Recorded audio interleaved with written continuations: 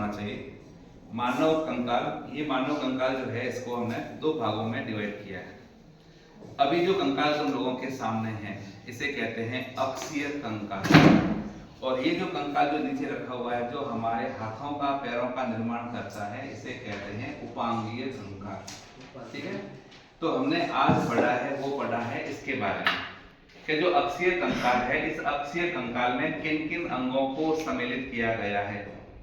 तो हमने पढ़ रखा है कि अक्षीय कंकाल में सबसे पहला है खोपड़ी, पसलियां, उरोस्थि, उरोस्थि के साथ में यहाँ पर जो रीढ़ की हड्डी है, इस रीढ़ की हड्डी को यहाँ पर सम्मिलित किया गया। ये हम लोग पहले पढ़ चुके हैं। अब इस अक्षीय कंकाल में टोटल कितनी हड्डियां पाई जाती है?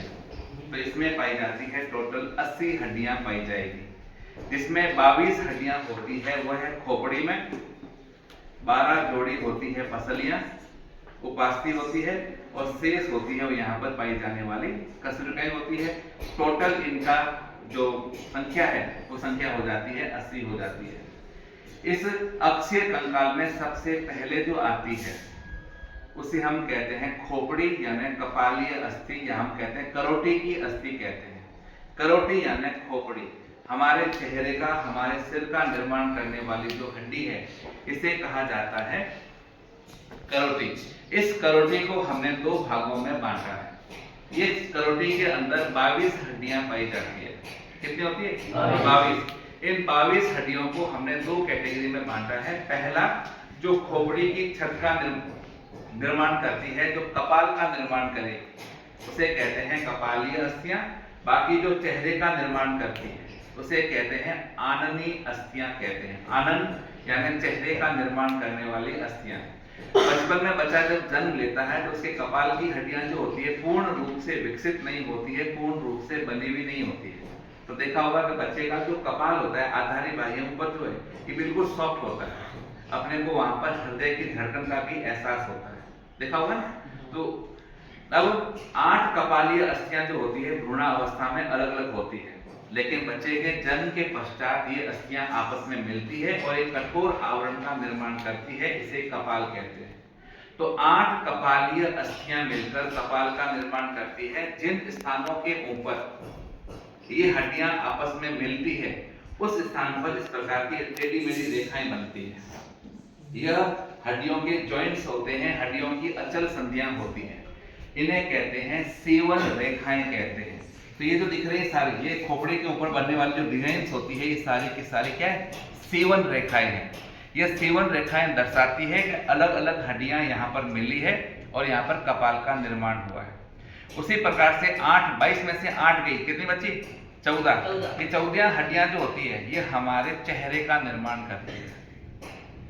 अब इन 14 हड्डियों में एक हड्डी जो हमारे निचले जबड़े के पास में यहाँ पर एकल रूप से पाई जाती है उसे कहते हैं हनु यानी हाइड अस्थि कहते हैं। हनुमान का नाम, बजरंगबली का नाम हनुमान पड़ा था। क्यों पड़ा था?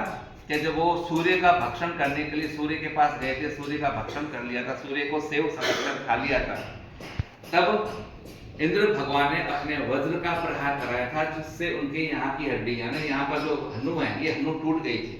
इस कारण से उन्हें हनुमान कहा गया था। तो कहां पर होती है? यह हमारे निचले जबड़े के अंदर की तरफ होती है, एकल अस्थि होती है। इसी प्रकार से 3 और 3 6 अस्थियां हमारे बाएं और दाएं कान के अंदर पाई जाती है। उन्हें कहा जाता है कर्ण अस्थियां। उन्हें कहते हैं मेलियस, इंकस, स्टेपिस। बाहर की तरफ मेलियस है, बीच में इंकस होती है, सबसे अंदर की तरफ होती है वो है स्टेपिस होती है। तो मेलियस, इंकस, स्टेपिस ये 3 अस्थियां पाई जाती है हमारे कानों के अंदर, और यहाँ पर हमारे पूरी खोपड़ी का निर्माण होता है।